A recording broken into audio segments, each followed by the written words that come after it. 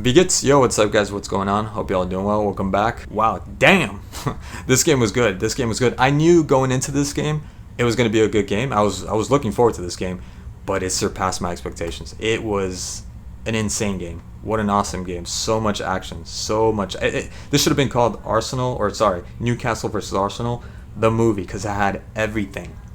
Everything. I mean, the amount of attacks, the amount of chances to score that this just in the first half that this game had was insane, insane. Truly, Newcastle dropped the ball in so many chances that were wasted that should have gone in. It should have gone in. This shouldn't have been a 1-0 first half. This should have been a look. If Arsenal did score it, Newcastle should have scored 2-3 goals, 3-1, 4-1 even, easily.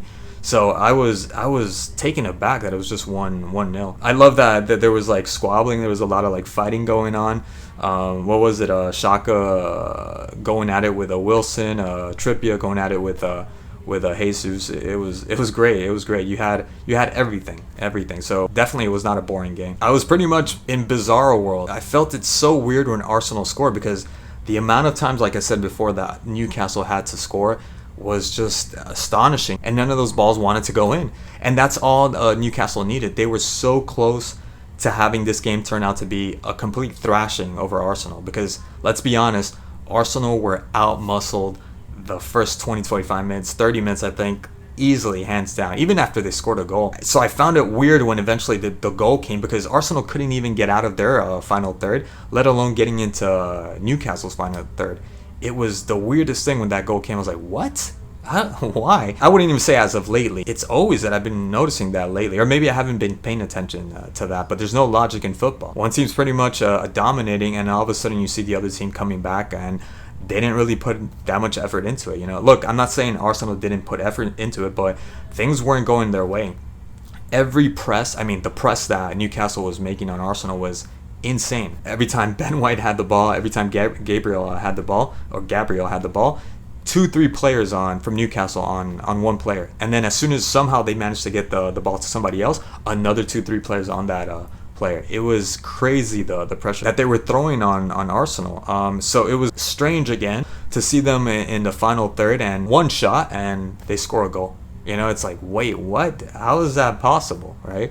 And then they could have had another one towards the end, which should have been a goal. Complete missed opportunity from Odegaard. That would have put them up to 2-0.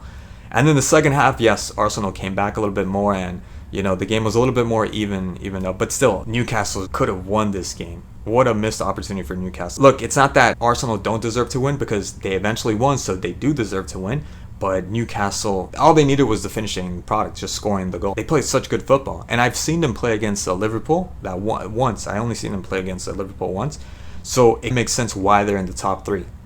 But when you see Arsenal playing against City, you don't see them as... There's no evidence there that, this team is in the top anything of any league. I wish they would have played City the way they played Newcastle. And I'm talking about with heart. Forget about tactics. I'm talking about with heart. Yes, you're losing. Yes, City's going to outclass you, because they did outclass them. But where's the determination? Where's the want? There wasn't any. They pretty much just capitulated and just let City take over the whole game. This game, they could have done the same thing, but there was conviction. There was love for oneself and the club. It made the game so interesting and fun to look at. You don't want to take your eyes off the screen. I certainly didn't look at my phone. Normally I take notes every here and there, but this game I just couldn't. Because every 10 seconds something new was happening. Something new and exciting was happening. So congrats to Arsenal. Do they have a chance to win? I don't think they're gonna. No, they don't have a chance to win. I'm still gonna be adamant about it. I don't think they're going anywhere. I don't think they're gonna reach first place. They're definitely not gonna win the league. I think it's over. But what a performance they pulled out. Really happy. As far as individual performances, Xhaka, the midfield, right? Odegaard, he was orchestrating in this game. Jorginho as well. Xhaka, there was a challenge, a really good build up from Newcastle from the back. And the last moment, Xhaka with the tackle, amazing. Like the way that guy hustled throughout the game, but in that play, just you could see him coming from behind, giving it his all. I love that about Xhaka. Saka, yep, you heard it. You knew I was gonna touch on Saka. What can I say, man? Look, he had a chance, a really good ball that was actually by Xhaka, a through ball by Xhaka. it's on your left foot. I think you could do better, but okay, it happens. But look, he could do better. Someone of his caliber, right? Like he's lauded as this such a talent and everything. I think he could have done better. There was one play. It wasn't even like a chance to score. It was just 3-4 Newcastle defenders on him, and he's on his preferred right flank. And instead of taking it down the line because he had so much space, what does he do? You guessed it. He goes to the back. He hooks it to his left and passes it back to somebody else. God. I wasn't yelling at the screen, but I was moving. There was a lot of body movements. There were a lot of hand gestures coming from my end. Run, bro. Run down the line, like Martinelli does. And I'm not praising Martinelli. It's just, why are you there? Why do you exist as a winger if you're not going to take, and you're fast, you're not going to take the line. It's given to you, It's there. Take it. Take it. Red carpet and everything. Take it. Ah, God. Why do I even try? Jesus, also really good game. A lot of hustle, a lot of grinding throughout the game. Ramsdale, probably man of the match for me. He made some key saves. Really, really, really good.